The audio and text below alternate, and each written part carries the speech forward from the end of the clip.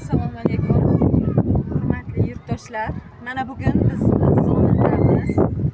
Hamkasblarimiz bilan xalqaro oila kunini nishonlayapmiz. Avvalo Zomin tumanidagi 37-maktabda ma'rifatli jamiyat sari shiori ostida seminar tashkil qildik. Har doimgidek qadrdonlarim bilan birgaman.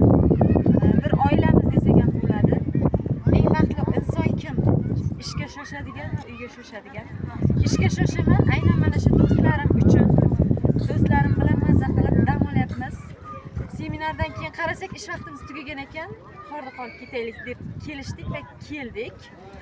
Va albatta hordiqdan so'ng uyga shoshamiz. Hammaga rahmat. Hammani taklif qilib qolamiz mana shu go'zal joylarga dam olishga.